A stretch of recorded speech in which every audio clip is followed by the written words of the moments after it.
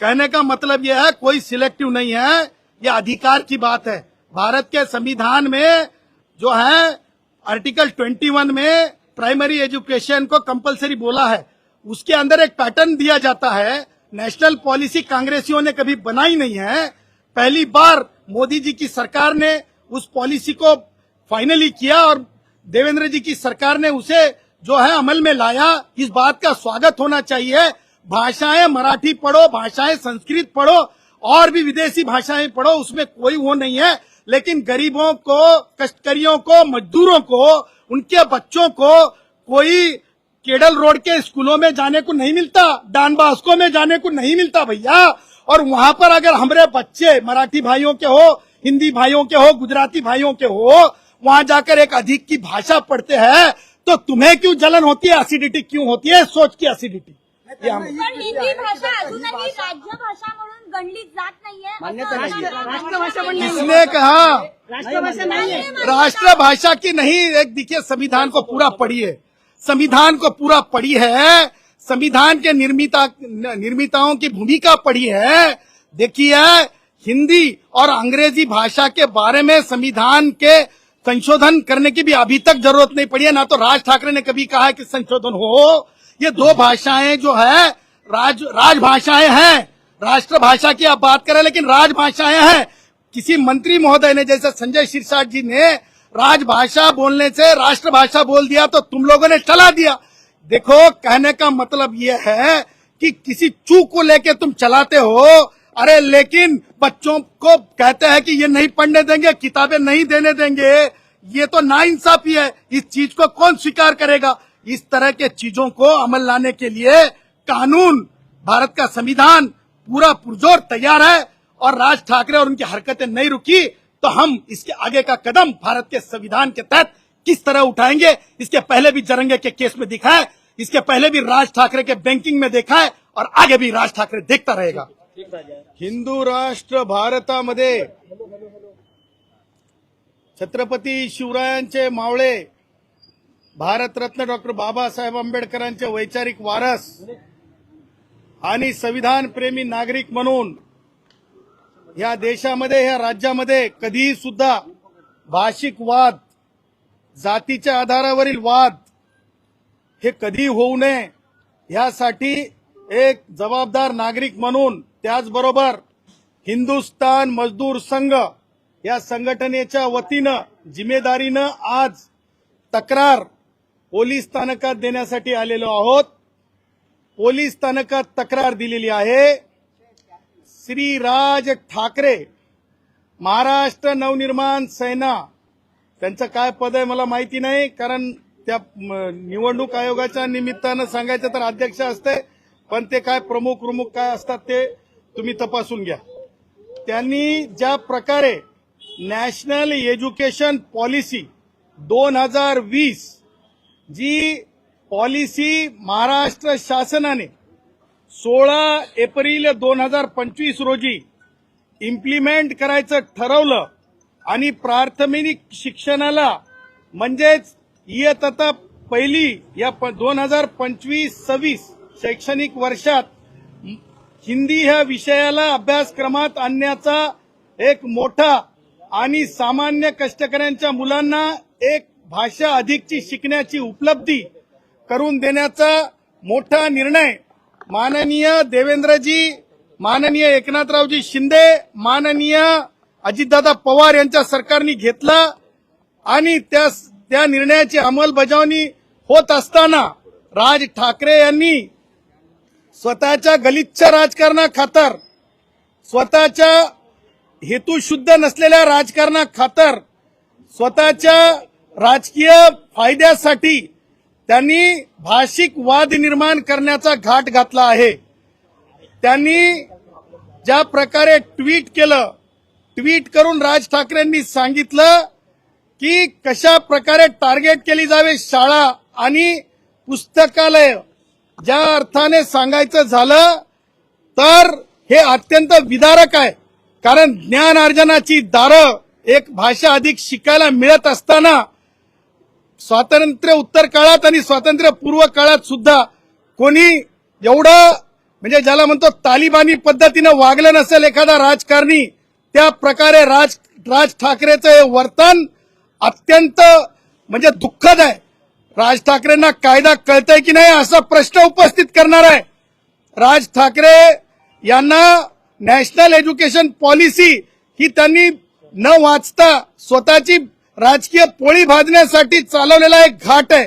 आणि म्हणून ज्या प्रकारे राज ठाकरे यांचे कार्यकर्ते राज ठाकरेच्या इन्स्टिगेशनवरून ज्या प्रकारे म्हणजे ज्याला म्हणतो आपण बेकायद्याची मंडळी एकत्रित होऊन सार्वजनिकपणे इतरांना त्रास होईल असं ह्या पोलीस स्थानकाच्या हद्दीत म्हणजेच शिवाजी पार्क पोलीस स्थानकाच्या अखत्यारीमध्ये आणि त्यातले त्यात सांगायचं झालं तर सेना भवनाच्या कॉर्नरला बेकायदेशीर त्या मंडळींनी शासनाचा केलेला हिंदी भाषेचा कायदा म्हणजेच शासन निर्णय हा दहन केलेला आहे.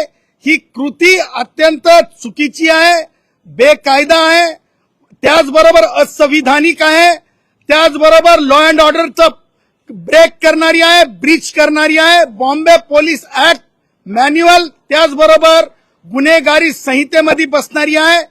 आणि तेवढंच नाही तर अनेक वेळेस न्यायालयाने फ्लेक्स बेकायदेशीर लावता येत नाही असं सांगितल्याच्या नंतर राज ठाकरे यांच्या कार्यकर्त्यांनी गुंड पद्धतीने कायद्याचा भंग करत फ्लेक्स लावले, त्यावर लिहिलं हम हिंदू है हिंदी नहीं. हे सांगण्यामागचं तात्पर्य भाषेवर आधारित लोकांना वर्गीकृत करणे, दोन भाषेतील लोकांमध्ये वाद निर्माण करणे. एवढंच नाही तर हे एका अर्थाने जातीय तेढ सुद्धा निर्माण करण्याचं कृत्य आहे. म्हणून राज ठाकरेवर एफआयआर झाला पाहिजे. नुसता राज ठाकरे का एफआयआर असा प्रश्न जर कोणी उपस्थित करत असेल तर माननीय सर्वोच्च न्यायालयाने शहानी विरुद्ध सरकार ह्या केसमध्ये स्पष्ट निर्देश दिलेले आहेत. जेवढा जो कोणी जाऊन दंगल किंवा म्हणजे शांतता भंग करण्याचा प्रयत्न करतो तेवढाच त्याला इन्स्टिगेट करणारा सुद्धा कारणीभूत असतो, तेवढाच गुन्हेगार असतो. म्हणून राज ठाकरेवर सुद्धा गुन्हा दाखल झाला पाहिजे.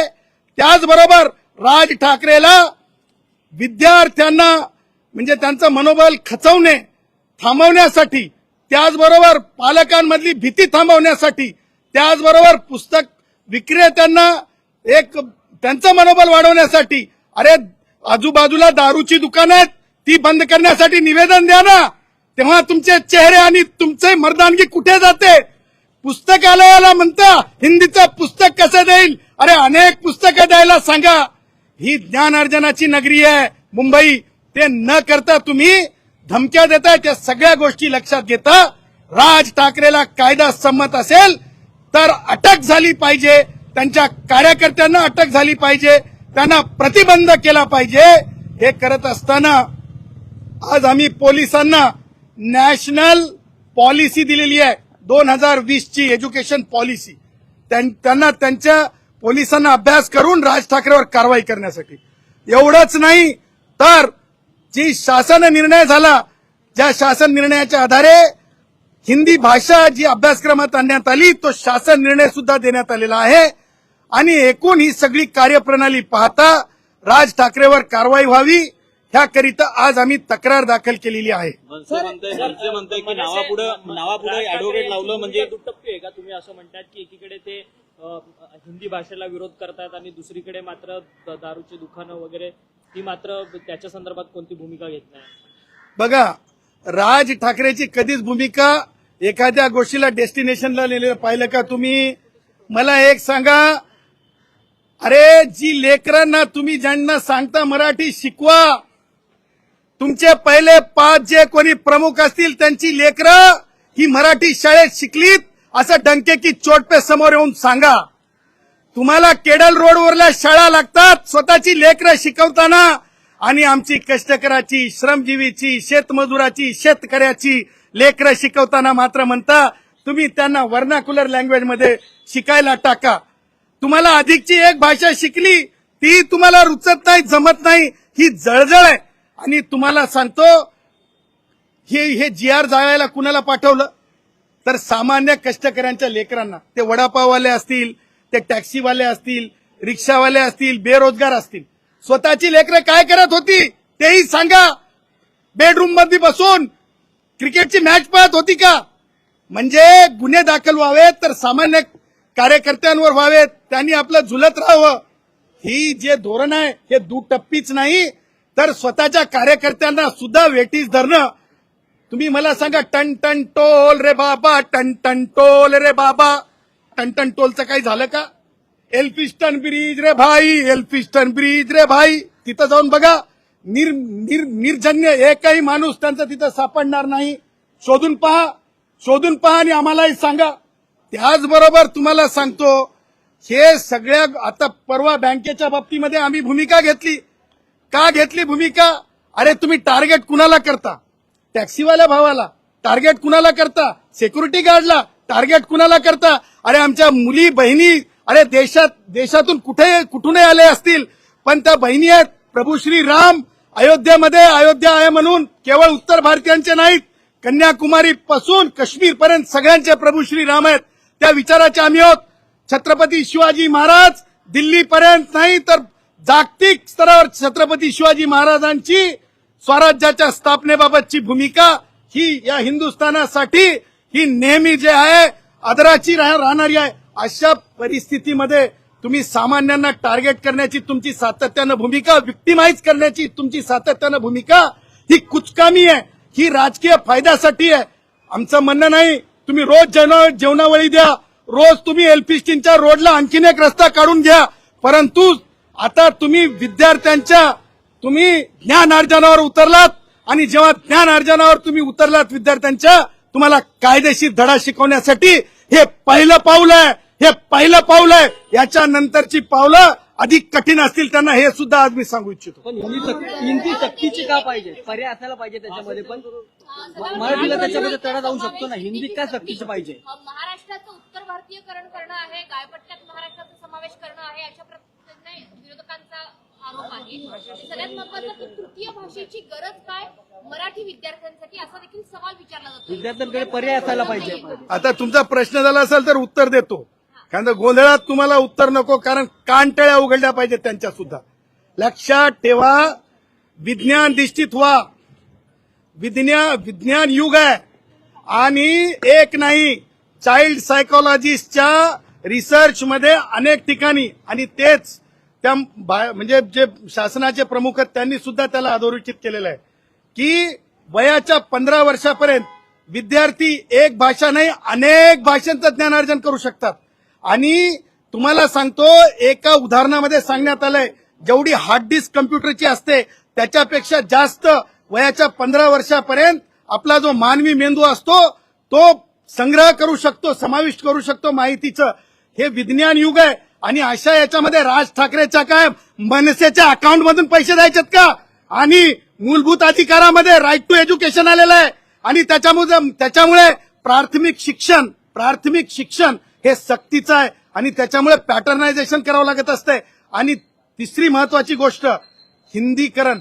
लक्षात ठेवा, हिंदी ही भाषा तुम्ही जर अशा खंडात गेलात तर त्या भाषेला तुम्हाला सार्वत्रिकपणे बोलायला मिळेल. भारतामध्ये 45% हिंदी भाषा बोलली जाते. मी कोणत्या शाळेतला आहे तुम्हाला सांगू आणि राज ठाकरेला सुद्धा सांगतो. मी आंध्र समिती तेलगू हायस्कूलचा विद्यार्थी आहे. ती तेलगू शाळेत शिकलेला आहे. मी स्वतःला प्राऊड समजतो की तिथे सुद्धा मराठीला कधी दुय्यम हे केलेलं नाही. त्याच्यामुळे हिंदी भाषा ही तुम्ही पत्रकारांनी तरी डोळे उघडून बघितलं पाहिजे, पॉलिसी काय आणि शासनाचा निर्णय काय.